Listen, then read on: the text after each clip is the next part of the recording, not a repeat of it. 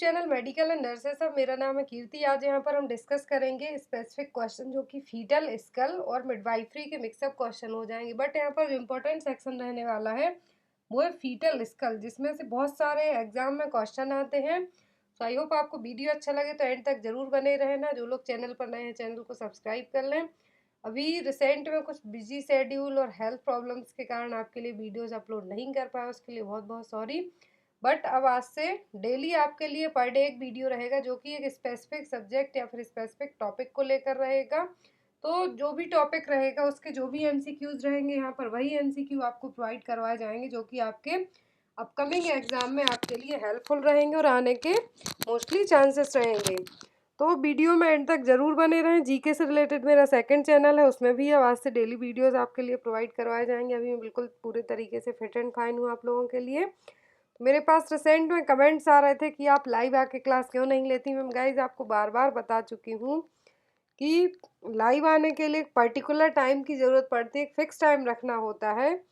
तो वो मेरे पास उतना टाइम नहीं रहता कि मैं एक एग्जैक्ट टाइमिंग रखूँ आपके लिए कि इस टाइम पर आपको लाइव आके क्लास लूँगी। तो यहाँ पर एज एन प्रीमियर आप इसको देख सकते हैं, तो आप इसको लाइव क्लास भी मान सकते हैं। बट जैसे ही मेरे पास टाइम रहता है मैं आपको लाइव क्लास भी ज़रूर लूँगी। जो भी लाइव क्लास रहेंगी बट इस चैनल की वो नाइट में आफ्टर 9 और 10 के बाद ही रख सकते हैं। यदि आपको आप लोग रात में 9 या 10 के बाद ज्वाइन कर सकते हैं क्लास, तो मैं आपके लिए लाइव क्लास भी ले सकती हूँ। बट टाइमिंग मेरा यही रहेगा रात में 9 से 10 के बीच में। तो आप लोग डिसाइड कीजिए और कमेंट बॉक्स में ज़रूर बताइए कि यदि आप लोग 9 से 10 के बीच के टाइम में एडजस्ट कर सकते हैं लाइव क्लास के लिए, तो मैं भी अपनी तरफ से कोशिश करूँगी कि आपको लाइव क्लास में पढ़ाऊँ। तो यहाँ पर हम अपना फर्स्ट एमसीक्यू देखेंगे। क्वेश्चन नंबर फर्स्ट है जो कि कई बार एग्जाम में आया हुआ क्वेश्चन है, इसको हम विथ रेशनल के भी पढ़ेंगे। और क्वेश्चन है यहाँ पर which kind of pelvis is ideal pelvis for pregnancy. तो प्रेगनेंसी के लिए किस तरीके की पेल्विस सबसे अच्छी मानी गई है, आइडियल पेल्विस। ऑप्शन में गायनेकॉइड, एंड्रॉइड, एंथ्रोपॉइड और प्लेटिप्लॉइड्स। तो यहाँ पर जो चार ऑप्शन दिए हुए हैं ये सभी पेल्विस के टाइप हैं कि इन चार टाइप की पेल्विस होती हैं।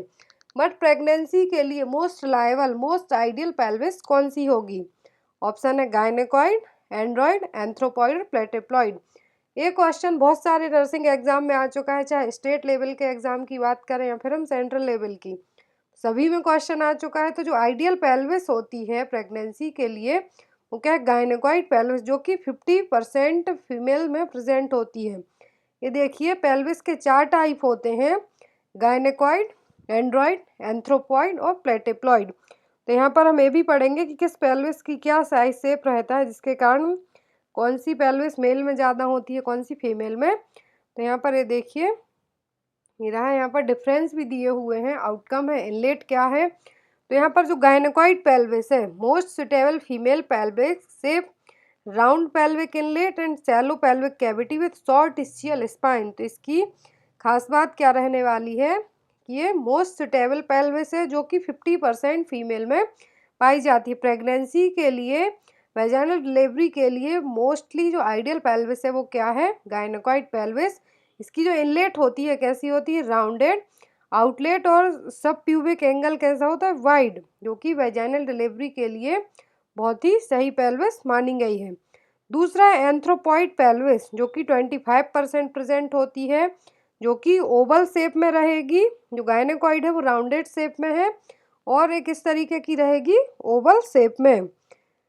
और यहाँ पर जो इसकी आउटलेट है वो क्या रहेगी, स्लाइटली नैरो एंड ये क्या है, फेस टू प्यूबिस। इसमें क्या होता है जो डिलीवरी रहती है वो फेस टू प्यूबिस डिलीवरी रहेगी, उसके लिए ठीक है। बट इनकेस आपसे एग्जाम में पूछते हैं कि जो मोस्टली कौन सी पेल्विस जो प्रेगनेंसी के लिए सही है, तो वो क्या हो जाएगी, वो होगी गायनेकॉइड जो कि 50% है, एंथ्रोपॉइड 25% होती है, एंड्रॉइड जो कि 20% है और ट्रायंगुलर शेप में रहेगा, और प्लेटिप्लॉइड जो कि ट्रांसवर्सली ओवल शेप में रहेगी। तो आपको इनके मेनली जो डायमीटर है, इनलेट आउटलेट, ये याद रखना है और इनके जो शेप है वो किस तरीके के हैं, इनलेट किस शेप की है वो याद रखना है। नेक्स्ट क्वेश्चन की तरफ मूव करेंगे। क्वेश्चन नंबर सेकंड है how many parts of the foetal skull. और अब आज से जो क्लासेस रहेंगी उनमें एक क्वेश्चन आप लोगों के लिए भी दिया जाएगा। तो जो भी क्वेश्चन दिया जाएगा उसका आंसर आप लोग को कमेंट बॉक्स में बताना है। जो नेक्स्ट वीडियो रहेगा उसमें आपको आंसर दिया जाएगा उसका। तो यहाँ पर क्वेश्चन है, how many parts of foetal skull, जो फीटल स्कल है उसके कितने पार्ट होते हैं। ऑप्शन में वॉल्ट ऑफ द क्रेनियम, जिसको रूफ कहा जाता है, छत, फेस, बेस और D all of the above. तो फीटल स्कल में कौन कौन से पार्ट प्रेजेंट होते हैं, रूफ, फेस, बेस या फिर D all of the above. तो फीटल स्कल को ऑलरेडी मैं जब मैंने चैनल स्टार्ट किया था तब आपको डिटेल में पूरा बताया था, बट यहाँ पर हम शॉर्ट में एक बार फिर से देख लेंगे कि फीटल स्कल में क्या पार्ट होते हैं, कितनी बोन्स हैं, कितने सूचर्स हैं, क्या फॉन्टेनल है, ऑल ओवर थिंग्स। तो यहाँ पर इसका सही आंसर होगा वो क्या होगा, D all of the above. क्योंकि फीटल स्कल किससे मिलके बना होता है, vault of the cranium, face and base. तो इन सभी में अलग अलग बोन्स प्रेजेंट होती हैं। तो वॉल्ट की बोन्स की बात करें, देखिए इमेज दी हुई है, फीटल स्कल में जो टोटल बोन्स होती हैं 22 बोन्स पाई जाती हैं फीटल स्कल में। बट यहाँ पर जो मेनली एग्जाम में आता है बोन्स ऑफ द वॉल्ट, जो फीटल का वॉल्ट पार्ट है वहाँ पर कितनी बोन्स होती हैं। तो उसमें टोटल जो बोन्स होती हैं वो होती हैं 7, 2 frontal, 2 parietal, 2 temporal and 1 occipital bone. कितनी, 2 frontal, 2 parietal, 2 temporal and 1 occipital bones are present in foetal vault. जो कि वॉल्ट है, जो फीटल का स्कल है 3 पार्ट में डिवाइड किया गया है, वॉल्ट, फेस एंड बेस। तो वॉल्ट की बोन्स यदि एग्जाम में आती हैं तो आपको याद रखना है टोटल 7 बोन्स प्रेजेंट होती हैं, 2 frontal bones, 2 parietal bones, 2 temporal bone या फिर एंड 1 ऑक्सीपिटल बोन। तो टोटल 7 बोन्स प्रेजेंट होंगी किसमें, vault of the foetal skull में। यहाँ पर हम बात करेंगे कि जो फ्रंटल बोन है, जो फ्रंटल बोन है यहाँ पर ये देखिए इमेज के थ्रू आपको जल्दी समझ में आएंगी। कुछ चीज़ें ऐसी होती हैं जिनको आप इमेज के थ्रू आसानी से याद रख सकते हैं। तो यहाँ पर जो टोटल 7 बोन बताई गई हैं, 2 फ्रंटल, 2 टेम्पोरल बोन। तो यहाँ पर जो फ्रंटल बोन है ये फोरहेड को कवर करती हैं या फिर बनाती हैं। Frontal bones form the forehead और सिंसिपुट। ये देखिए जो फ्रंटल बोन है, 2 फ्रंटल बोन है, इनका फ्यूजन भी होता है। तो जो इनका ऑसिफिकेशन या फिर फ्यूजन होता है वो क्या बनाता है, फ्रंटल प्रोमिनेंस। जहाँ पर भी 2 बोन्स का क्या होगा, ऑसिफिकेशन होगा, वहाँ पर एक प्रोमिनेंस एमिनेंस बनेगा। तो जहाँ पर भी 2 फ्रंटल बोन का फ्यूजन होगा, ऑसिफिकेशन होगा, बोन फ्यूज होंगी, एक पर्टिकुलर एज में जो फ्रंटल बोन है फ्यूज होती हैं, जो 2 फ्रंटल बोन है एक में कन्वर्ट हो जाती हैं। तो ये एज कब की है, 8 साल की। 8 साल की एज में 2 फ्रंटल बोन है क्या होंगी, फ्यूज होके 1 सिंगल बोन में कन्वर्ट हो जाएंगी। और जहाँ पर भी इनका ऑसिफिकेशन होगा, ये जहाँ पर ऑसिफाई होंगी दोनों बोन्स मिलके एक बनाएंगी, वो एरिया क्या कहलाता है, फ्रंटल प्रोमिनेंस। क्या कहलाएगा, फ्रंटल प्रोमिनेंस। यहाँ पर सूचर्स भी हम पढ़ेंगे, सभी चीज़ें एक एक करके क्लियर करेंगे। तो यहाँ पर जो 2 फ्रंटल बोन हो गई, 2 टेम्पोरल बोन हो गई, ये देखिए 2 frontal bone, 2 temporal bone, 2 occipital bone, sorry 1 occipital bone यहाँ पर प्रेजेंट होंगी। तो टोटल मिलाकर 7 बोन हो जाएंगे। यहाँ पर 7 बोन है। यहाँ पर ये देखिए इमेज यहाँ पर सेपरेटली दी हुई है तो इजीली समझ में आएगी आपको। और यहीं पर जो फ्रंटल बोन होती हैं यहीं पर एंटीरियर फॉन्टेनेल का जो है फॉर्मेशन होता है, इन बैक पार्ट में पोस्टीरियर फॉन्टेनेल। यहाँ पर सूचर्स भी दिए हुए हैं, सभी इमेज में आप अच्छे से देख सकते हैं। तो यहाँ पर जो नेक्स्ट क्वेश्चन जो बोन्स है यहाँ पर हमने पढ़ी हैं अभी रिसेंट में, फ्रंटल, पैराइटल, ऑक्सीपिटल, तो जो और टेम्पोरल बोन। तो जो 2 पैराइटल बोन है क्या है, 2 जो पैराइटल बोन है यहाँ पर क्या करती हैं, ईच बोन्स का जब ऑसिफिकेशन होगा, फ्यूज होंगी, तो पैराइटल एमिनेंस का निर्माण करेंगी। जो पैराइटल बोन है जब फ्यूज होंगी तो क्या कहलाएंगी, एक बोन में कन्वर्ट होंगी जब, तो ये क्या कहलाती हैं, पैराइटल एमिनेंस। और जो ऑक्सीपिटल बोन है क्या करती है, back of the skull and parts of its base. जो बेस पार्ट है वहाँ पर कौन प्रेजेंट रहता है, occipital bone. 1 occipital, 2 temporal, 2 parietal and 2 frontal bone रहती हैं फीटल स्कल में, जो बॉल्ट पार्ट है उसका स्पेशली। नेक्स्ट क्वेश्चन है यहाँ पर, how many type of suture in the foetal skull. ये क्वेश्चन एग्जाम में कई बार आ चुका है कि फीटल स्कल में कितने टाइप के सूचर होते हैं, फिर कौन कौन से सूचर्स प्रेजेंट होते हैं। ऑप्शन में फ्रंटल सूचर, कोरोनल, लैम्बडॉइड या फिर D all of the above. तो फीटल स्कल में जो टोटल सूचर्स होते हैं वो 4 टाइप के सूचर्स प्रेजेंट होते हैं। तो यहाँ पर इसका आंसर होगा D all of the above. देखिए यहाँ पर तो 4 टाइप के सूचर हैं, वो कौन कौन से हैं? Frontal suture, coronal suture, lambdoidal suture and sagittal suture, जो 4 टाइप के सूचर हैं। तो ये सूचर हैं कहाँ पर बनते हैं? जहाँ पर दो बोन्स क्या होंगी? प्रेजेंट रहेंगी, तो उनके बीच में जो एक लाइन बनेगी वो क्या कहलाएगी? सूचर्स। तो फ्रंटल सूचर किसके बीच में बनता है? Between two frontal bone. ये देखिए आप, जो दो फ्रंटल बोन है इनके बीच में जो फॉर्मेशन हो रहा है ये क्या है? Frontal suture. कोरोनल सूचर किसके बीच में बनेगा? पैराइटल एंड फ्रंटल बोन के बीच में। तो दो पैराइटल बोन है और जो यहाँ पर एक फ्रंटल बोन है, इनके बीच में जो सूचर्स का फॉर्मेशन होगा ये क्या कहलाएगा? Coronal suture. लैम्बडॉइडल सूचर कहाँ बनेगा? Two parietal bone and one occipital bone. तो ये आप यहाँ पर देख सकते हैं कि जो दो पैराइटल बोन है एंड वन ऑक्सीपिटल बोन, इनके बीच में जो सूचर का फॉर्मेशन हो रहा है वो क्या कहलाएगा? लैम्बडॉइडल। लास्ट बचता है सेजाइटल सूचर। तो सेजाइटल सूचर इन दोनों बोन, जो दोनों पैराइटल बोन से इनके बीच में फॉर्मेट होगा तो वो क्या कहलाता है? Sagittal suture. तो आपको मेनली याद रखना है कि 4 सूचर प्रेजेंट होते हैं और किन बोन्स के बीच में सूचर्स बन रहे हैं, मेनली आपको ये याद रखना है। नेक्स्ट क्वेश्चन की तरफ मूव करेंगे, जो कि कई बार एग्जाम में आ चुका है। क्वेश्चन है, what do you mean by fontanelle? Fontanelle से आपका क्या मतलब है? ऑप्शन में है space between two bones join together, space between two और मोर सूचर्स जॉइनिंग, लिगामेंट जॉइन, या फिर D all of the above. तो फॉन्टेनेल, यहाँ पे आपसे फॉन्टेनेल का मतलब पूछा है, तो यहाँ पर जो फर्स्ट ऑप्शन में दिया है वो क्या है? Space between two bones join together, मतलब कि जहाँ पर दो बोन्स जुड़ेंगी वो स्पेस क्या कहलाता है? जहाँ पर जो भी फीटल स्कल में जो बोन्स का फॉर्मेशन जो जुड़ेंगी दोनों बोन्स, वो एरिया कहलाएगा सूचर, राइट। और जहाँ पर दो या दो से ज़्यादा सूचर्स जुड़ेंगे वो एरिया कहलाएगा फॉन्टेनेल। आपको कंफ्यूज नहीं होना है।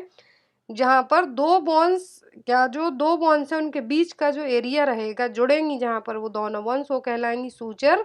और जहाँ पर दो से ज़्यादा सूचर्स जुड़ेंगे वो क्या कहलाएगा? फॉन्टेनेल। तो यहाँ पर इसका आंसर क्या होगा? बी, स्पेस बिटवीन टू और मोर सूचर्स ज्वाइनिंग। तो आपको कंफ्यूज नहीं होना है। फॉन्टेनेल का मतलब है कि जहाँ पर दो से ज़्यादा सूचर्स जुड़ रहे हैं वो एरिया फॉन्टेनेल कहलाएगा। और जहाँ पर वन और मोर बोन्स जो जुड़ेंगी, जो स्पेस रहेगा, एरिया रहेगा, वो क्या कहलाएगा? सूचर्स। और जो सूचर्स और फॉन्टेनेल, इनका मेन काम क्या है कि foetal skull to mould during the process of delivery. जो फीटल स्कल है उसको क्या करना? मोल्ड करना डिलीवरी की प्रोसेस में। स्पेशली वेजाइनल डिलीवरी हो रही है, वेजाइनल नॉर्मल डिलीवरी हो रही है, तो उस टाइम पर सूचर्स और फॉन्टेनेल्स का यही काम है कि जो फीटल स्कल है इसको मोल्ड करना। यहाँ पर दो तरीके के फॉन्टेनेल्स होते हैं जो कि एग्जाम में आ चुके हैं कई बार, एंटीरियर फॉन्टेनेल और and posterior fontanelle. Anterior fontanelle and posterior fontanelle है, तो एंटीरियर फॉन्टेनेल कहाँ पर बनता है, पोस्टीरियर कहाँ पर बनता है, इनका डिफरेंस भी आप एक तरीके से समझ सकते हैं। तो fontanelles are the membrane filled space at meeting point of the suture. जैसा कि मैंने आपको पहले बताया कि फॉन्टेनेल क्या है, जहाँ पर दो या दो से ज़्यादा सूचर्स मिलते हैं, प्रोसेस ऐसी प्रोसेस होगी जहाँ पर दो सूचर्स मीट करेंगे, वो क्या कहलाता है? जुड़ेंगे, वो कहलाते हैं फॉन्टेनेल। तो फॉन्टेनेल दो तरीके के होते हैं, एंटीरियर फॉन्टेनेल और ब्रैग्मा। याद रखना है, एंटीरियर फॉन्टेनेल का दूसरा नाम क्या है? ब्रैग्मा। एंड पोस्टीरियर फॉन्टेनेल और लैम्डा। तो इनका आपको मेनली कहाँ पर कौन से सूचर्स जुड़ रहे हैं तब फॉन्टेनेल का फॉर्मेशन हो रहा है। सेकंड थिंग है कब क्लोज हो रहे हैं, यदि टाइम के पहले क्लोज होते हैं तो क्या कहलाएगा। ये तीनों चीज़ों को आपके लिए याद रखना है। तो फर्स्ट हम पढ़ेंगे एंटीरियर फॉन्टेनेल और ब्रैग्मा। एंटीरियर फॉन्टेनेल का दूसरा नाम क्या है? ब्रैग्मा। और ये कहाँ पर बनता है? Meeting point of sagittal, coronal and frontal suture. कहाँ पर? मीटिंग पॉइंट ऑफ जहाँ पर सेजाइटल, कोरोनल और फ्रंटल सूचर बनेंगे, ये क्या कहलाएगा? Anterior fontanelle. और इसका शेप कैसा होता है? Diamond shape. मेजरमेंट किया जाए तो 3 × 2 सेंटीमीटर होगा। और ये ऑसिफाई, मेनली एग्जाम में यही आता है कि जो एंटीरियर फॉन्टेनेल और ब्रैग्मा है कब क्लोज होते हैं। क्लोजिंग टाइम आपको मेनली याद रखना है, एग्जाम में आ सकता है। और सबसे पहले कौन क्लोज होंगे? एंटीरियर क्लोज होंगे, पोस्टीरियर क्लोज होंगे। तो सबसे पहले जो ऑसिफिकेशन होगा, जो सूचर्स क्लोज होते हैं, वो पोस्टीरियर फॉन्टेनेल और लैम्डा। तो आपको याद रखना है एंटीरियर फॉन्टेनेल का क्लोजिंग टाइम है 1.5 साल या फिर 12 महीने से लेकर 18 महीने तक की एज में ऑसिफाई होते हैं। ऑसिफाइज बाय 1.5 ईयर। तो जो मेनली एंटीरियर फॉन्टेनेल का क्लोजिंग टाइम है 18 महीने तक हो सकता है या फिर 1.5 साल, आप ऐसे याद रख सकते हैं 18 मंथ। और जो पोस्टीरियर फॉन्टेनल और लैम्डा है क्या है, junction of sagittal suture and the two lambdoidal suture. और ये कैसे होते हैं, एंटीरियर फॉन्टेनल से छोटे होते हैं। और पोस्टीरियर फॉन्टेनल लैम्डा या फिर ऑक्सीपिटल जो फॉन्टेनल है सेम ही वर्ड है। और पोस्टीरियर फॉन्टेनल किस शेप में होते हैं, वाई शेप्ड में। और ये जनरली 6 to 8 वीक की एज में क्लोज हो जाते हैं, यदि 2 से 3 महीने भी हम कह सकते हैं, या फिर 6 to 8 वीक की एज में मेनली जो पोस्टीरियर फॉन्टेनल और लैम्डा है क्या हो जाते हैं, क्लोज हो जाते हैं। यहाँ पर आप देख सकते हैं कि जो एंटीरियर फॉन्टेनल ये देखिए डायमंड शेप में रहा, और जो पोस्टीरियर फॉन्टेनल है क्या है, वाई शेप में आप यहाँ पर देख सकते हैं। तो जहाँ पर 2 या 2 से ज़्यादा सूचर्स जुड़ते हैं वो जगह क्या कहलाएगी, फॉन्टेनल। 2 तरीके के फॉन्टेनल प्रेजेंट होते हैं, एंटीरियर एंड पोस्टीरियर। तो एंटीरियर फॉन्टेनल कब क्लोज होते हैं, 18 महीने की एज में, 12 से 18 महीने की एज में या फिर 1.5 साल। और जो पोस्टीरियर फॉन्टेनल होते हैं या तो 6 to 8 वीक हम कह सकते हैं, या फिर 2 to 3 मंथ की एज में क्लोज हो जाते हैं। नेक्स्ट क्वेश्चन की तरफ मूव करेंगे। Crowning occurs in which stage of labour. So I hope आपके लिए जो फीटल स्कल को लेके मेनली एग्जाम में क्वेश्चन आते हो वो क्लियर हो गए हो। फीटल स्कल के लिए जब मैंने चैनल स्टार्ट किया था उस टाइम पर एक बहुत ही अच्छा वीडियो बनाया था, उसकी लिंक आपको डिस्क्रिप्शन बॉक्स में मिल जाएगी। तो आप फीटल स्कल क्या प्रोमिनेंस है, क्या एमिनेंस है, कितने फॉन्टेनल हैं, कब क्लोज होते हैं, कितनी बॉन्स हैं, क्या सूचर्स हैं, क्या यहाँ पर सेफ रहेगा सूचर्स का ऑल ओवर थिंग के लिए, आपको उस वीडियो में आप लोग एक बार उस वीडियो को भी जरूर देखें, लिंक डिस्क्रिप्शन बॉक्स में मिल जाएगी। यहाँ पर क्वेश्चन है crowning occur in which stage of labour. तो क्राउनिंग है जो किस स्टेज ऑफ लेबर में देखने को मिलेगा। ऑप्शन है first stage of labour, second stage of labour, third stage of labour and D है यहाँ पर फोर्थ स्टेज ऑफ लेबर। तो क्राउनिंग की प्रोसेस कब देखने को मिलती है, क्राउनिंग क्या है, जो हमने लेबर में मैकेनिज्म ऑफ लेबर के कार्डिनल मूवमेंट पढ़े हैं उन्हीं में से एक स्टेप है क्राउनिंग। तो क्राउनिंग किस स्टेज में देखने को मिलेगी, तो क्राउनिंग देखने को मिलती है सेकंड स्टेज ऑफ लेबर में। कब देखने को मिलती है, सेकंड स्टेज ऑफ लेबर में। तो यहाँ पर इसका आंसर क्या होगा, बी। बात करें हम लेबर की स्टेज की, तो लेबर में टोटल 4 स्टेज होती हैं, first, second, third and fourth. First stage को कहा जाता है सर्वाइकल डायलिटेशन स्टेज, जिसमें सर्विक्स है जो पूरी 1 से 10 सेंटीमीटर तक, कंप्लीट डायलिटेशन ऑफ सर्विक्स कितना होता है, 10 सेंटीमीटर होता है। सेकेंड स्टेज को क्या कहा जाता है, बेबी एक्सपल्सन स्टेज, जिसमें बेबी एक्सपेल्ड आउट होगा। थर्ड स्टेज में प्लेसेंटा एक्सपेल्ड आउट होगा। और फोर्थ स्टेज रहेगी जो कि ऑब्जर्वेशनरी स्टेज कही जाती है, जिसमें मदर और बेबी दोनों को क्या है, ऑब्जर्व किया जाता है। तो आई होप आपको चारों स्टेज में कन्फ्यूजन रही हो तो वो क्लियर हो गई हो। शॉर्ट फॉर्म में हम कहें तो फर्स्ट स्टेज क्या है, सर्वाइकल डायलिटेशन, जिसमें cervix totally fully 10 centimetre dilate होती है। आपको एग्जाम में आ सकता है कि टोटल सर्विक्स का डायलिटेशन कितना होता है, तो प्रेगनेंसी में टोटल 10 सेंटीमीटर है जो सर्वाइकल डायलिटेशन स्टेज आती है। तो क्या है, फर्स्ट स्टेज। सेकेंड स्टेज में बेबी एक्सपेल्ड आउट होगा। थर्ड स्टेज ऑफ लेबर में प्लेसेंटा एक्सपेल्ड आउट होगा। फोर्थ स्टेज रहेगी, तो फोर्थ स्टेज में क्या होगा, जो कि एक ऑब्जर्वेशन स्टेज कहलाएगी, हमें उसमें मदर और बेबी दोनों को क्या करना है, ऑब्जर्व करना है। तो यहाँ पर क्राउनिंग कब देखने को मिलती है, सेकेंड स्टेज ऑफ लेबर में, जब बेबी एक्सपेल्ड आउट होने वाला हो उस टाइम पर। ये देखिए मैकेनिज्म ऑफ लेबर जो कि एक सीरीज है, जिसमें क्या होता है, फीटस का जो हेड और फीटल ट्रंक है वो क्या होगा, बाहर पेल्विस से बाहर आने के लिए जो जर्नी रहेगी, जो मूवमेंट होगा, उसको मैकेनिज्म ऑफ लेबर कहा जाता है। बट इसके कुछ क्राइटेरिया हैं। मैकेनिज्म ऑफ लेबर कब काम करता है, जब नॉर्मल वेजाइनल डिलीवरी होने वाली हो उस टाइम पर। कुछ क्राइटेरिया है, कुछ कंडीशंस है मैकेनिज्म ऑफ लेबर के लिए, तो वो भी हम देख लेते हैं। लाई कैसा हो, longitudinal, presentation is cephalic, position ROA और LOA, attitude is good flexion, denominator is occiput, presenting part is posterior part of anterior parietal bone. तो यहाँ पर एक क्राइटेरिया है, कंडीशन होनी चाहिए मैकेनिज्म ऑफ लेबर के लिए, नॉर्मल मैकेनिज्म ऑफ लेबर के लिए, तभी इन केस में जो बेसिक स्टेप होते हैं मैकेनिज्म ऑफ लेबर के वो सही से काम करेंगे। लाई यहाँ पर क्या होना चाहिए, लॉन्गिट्यूडनल, प्रेजेंटेशन सेफेलिक हो, पोजीशन आर ए और एल ओ ए हो, एटीट्यूड भी क्या गुड फ्लेक्शन में हो।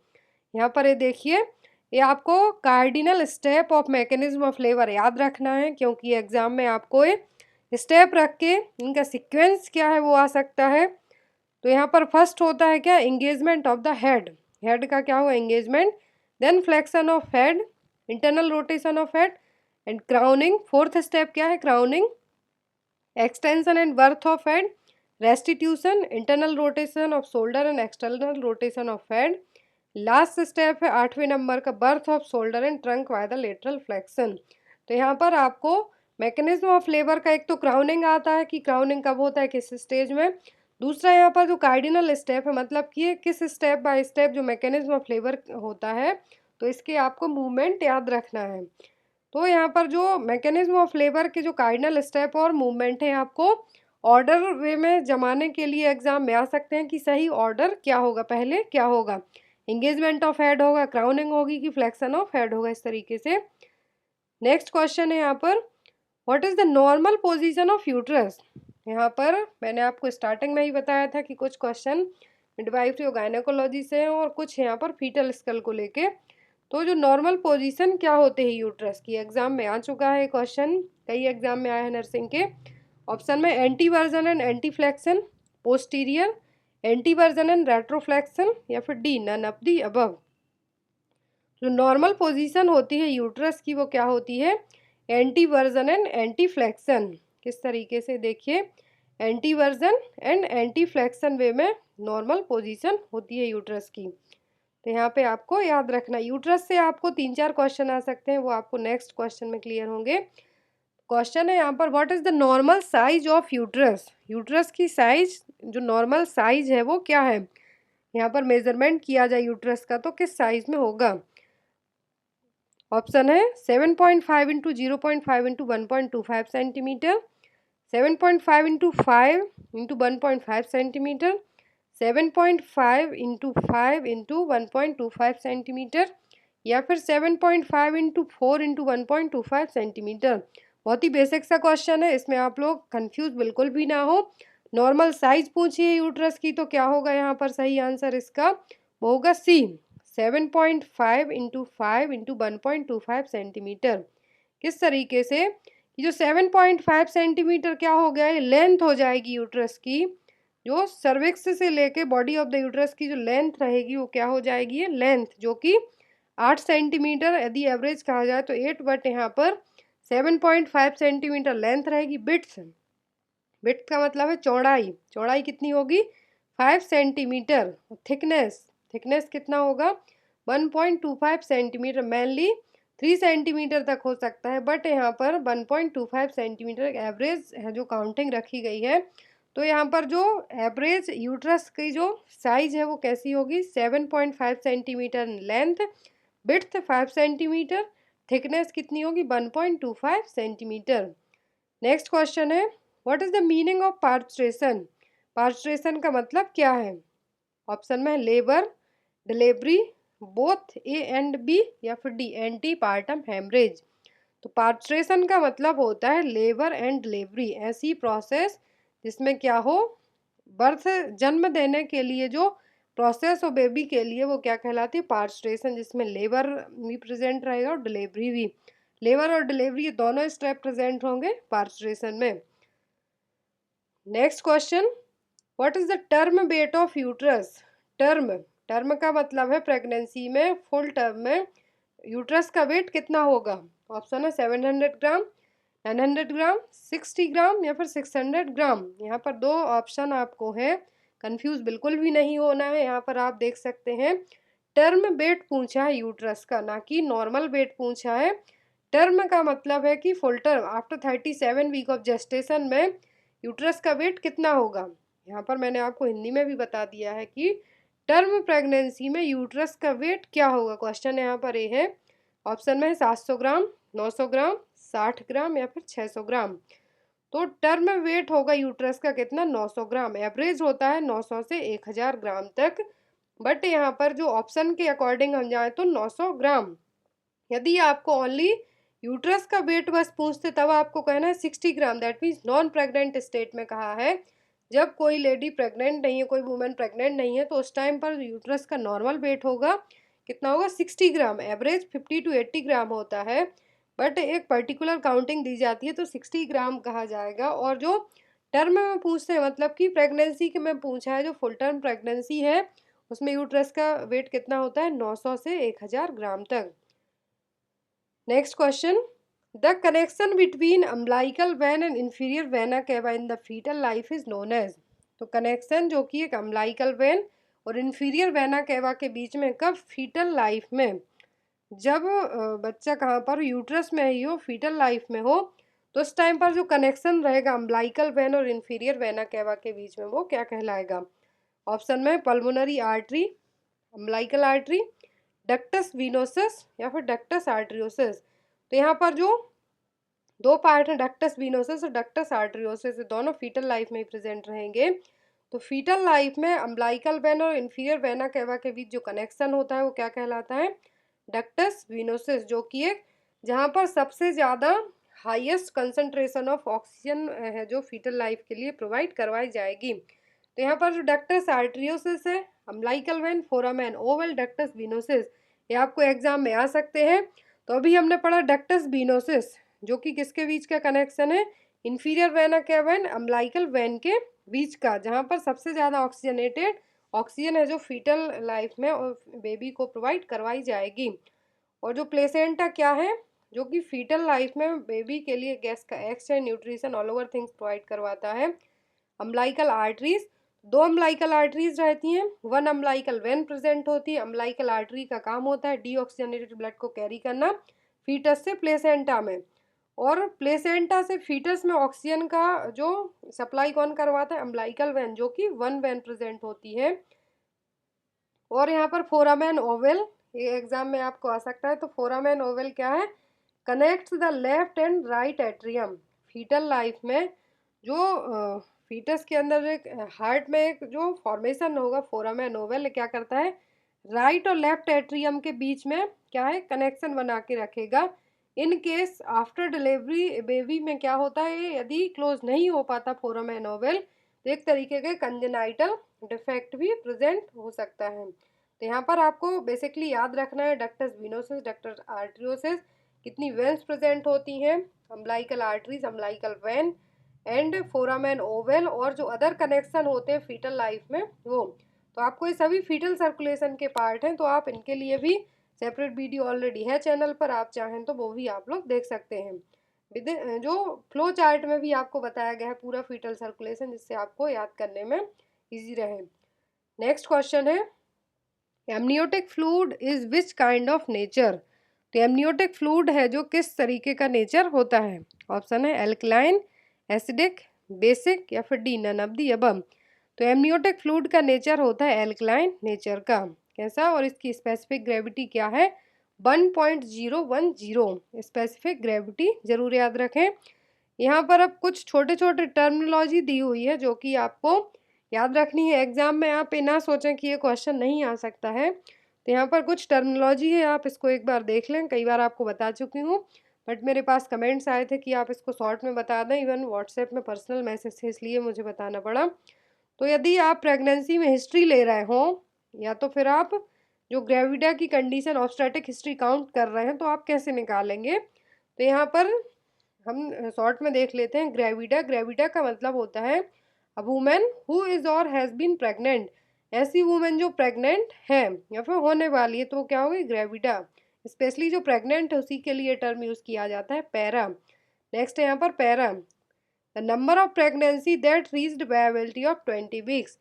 तो पैरा का मतलब है कितनी प्रेगनेंसी, नंबर जो कि 20 वीक तक है, जो वायबिलिटी तक पहुंच चुकी हैं, वो क्या है पैरा। प्रीमी का मतलब होता है फर्स्ट, यदि प्रीमी ग्रेविडा कहा जाता है, ग्रेविडा का मतलब तो हो गया प्रेग्नेंट, तो प्रीमी का मतलब first. A women is pregnant for the first time, that means primi gravida. यदि प्रीमी पैरा पूछते हैं, पैरा का मतलब है कि अभी हमने पढ़ा भी है कि जो प्रेगनेंसी वायबिलिटी पीरियड तक पहुंच चुकी हैं वो पैरा में आएंगी। यदि आपको प्रीमी ग्रेविडा पूछते हैं कि फर्स्ट टाइम प्रेग्नेंट हुई हैं, चाहे फिर बाद में उसका अबॉर्शन ही क्यों ना हो गया हो, तो प्रीमिंग ग्रेविडा में ही आएंगी। और जो प्रीमिंग पैरा का मतलब है women who has delivered one viable foetus, जिसने एक जीवित फीटस को क्या किया हो, डिलीवर किया हो, वो क्या है, प्रीमी पैरा। मल्टी ग्रेविडा का मतलब वही है कि ऐसी लेडी जो एक या एक से ज़्यादा बार प्रेग्नेंट हुई हो। मल्टी पैरा का मतलब women who has delivered more than one viable foetus. तो आपको कंफ्यूज नहीं होना है, प्रीमिंग का मतलब वन, यहाँ पर तीन चीज़ें याद रखें। ग्रेविडा का मतलब प्रेगनेंसी स्टेज, पैरा का मतलब कि वायबिलिटी स्टेज तक वो फीटस है जो प्रेगनेंसी है जो पहुंच चुकी हो। यदि प्रीमी पैरा आता है मतलब कि एक वायबल फीटस को डिलीवर किया हो। मल्टी पैरा आता है तो मोर देन वन आएगा।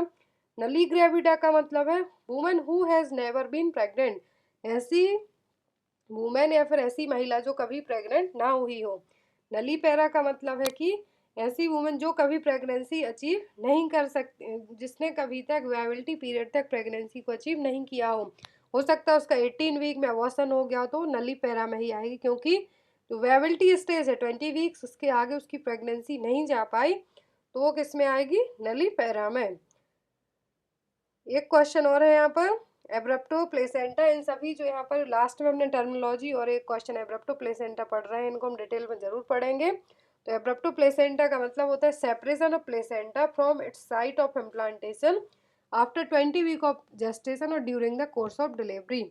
तो एब्रप्टो प्लेसेंटा का मतलब है कि जो इम्प्लांटेशन साइट है प्लेसेंटा की, वहाँ से प्लेसेंटा का सेपरेट हो जाना, और ये मेनली 20 वीक ऑफ जेस्टेशन में होता है। और एब्रप्टो प्लेसेंटा ही मोस्ट कॉमन कॉज है किसका, एंटी पार्टम हेमरेज के लिए। तो आई होप गाइज आपको क्वेश्चन अच्छे लगे हो तो वीडियो को लाइक जरूर करना, अपने फ्रेंड्स के साथ शेयर जरूर करें। नेक्स्ट वीडियो में बहुत ही जल्दी मिलेंगे। Thank you for watching us, bye bye.